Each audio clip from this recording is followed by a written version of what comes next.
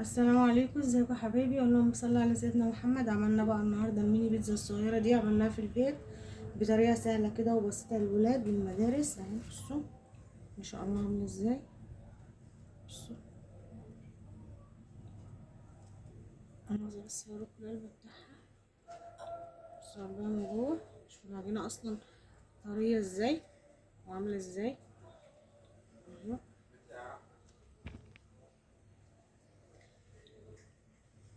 اهو عملنا الكميه ولسه فاضل في الصاج كمان جوه. بصوا عايزه بس اوريها لكم اهي. يا رب لو عجبك الفيديو متنسيش تشتركي معايا، ويلا بينا نشوف مع بعض الطريقه. نص كيلو من الدقيق، حطيت له معلقه من السكر وشويه كده من الملح، معلقه نشا كده تمام، معلقه خميره،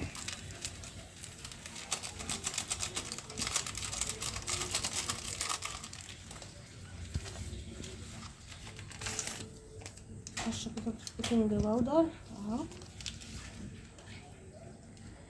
اقلب بقى المكونات الجافه دي كده.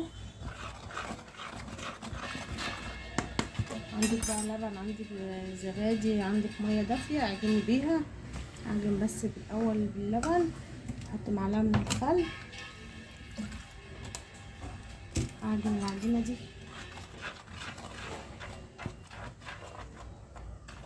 طبعا هتحتاج ميه، هنضيف لها بقى ميه لحد ما العجينه تلم كده. لميت العجينه، لسه بقى هنعمها اكتر.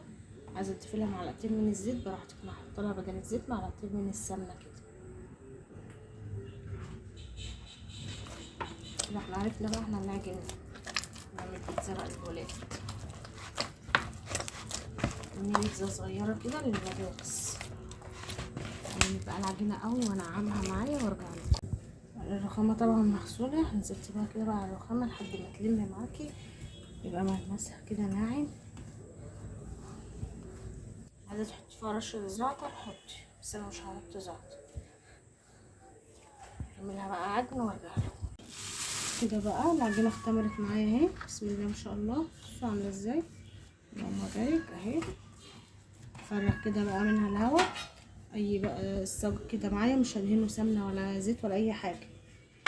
اي بقى حشو عندك، ده فلفل اخضر على احمر على بتاع ده طماطميه واحده بس شايل القلب بتاعها، يعني انا شايله القلب بتاع الطماطميه عشان الميه بتاعتي. عندي لانشون هحشي بيه، انت بقى عندك اي حشوات براحتك. وطبعا الجبنه، وعندك كاتشب، عندك صلصه البيتزا المتاحه عندك. هنبدا بقى نكورها كده مع بعض اهي. الحجم بقى اللي يريح، انا مكورها كده قد البيض اهي. وهرصها كده. عايزه بقى تكبري عن كده الحجم براحتك، عايزه تقللي براحتك اهو. هخلص بقى تقريصها واقطعها ونرجع نشوف الحشوه مع بعض. بصوا دي كانت صلصة بيتزا كده، كنت عاملاها وفضل شوية وركنتها في الفريز، طلعتها يا دوبك سخنتها. بصوا هنستخدمها بقى. بسم الله الرحمن الرحيم. انا سبت العجينة برضو ارتاحت 10 دقايق عشان تختمر معاكي كمان، عشان معاكوا الصاج في صاج تاني اهو. هخلصه برضو وادخلها الفرن وبعدين ايه اوريها لكم. بسم الله الرحمن الرحيم.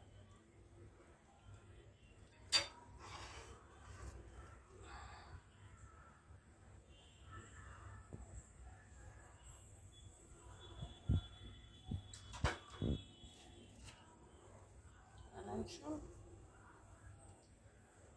عندك زيتون حطي، عندك بواقي فراخ مثلا، بواقي بتاع ده لحم مفروم مثلا في الفريزر عندك حطي الموجود والمتاح عندي.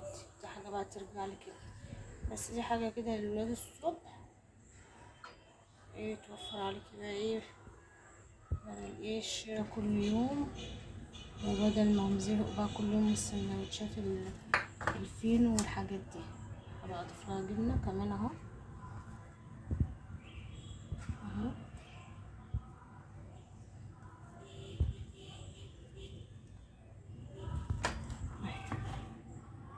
هخلص بقى الكمية وادخلها الفرن.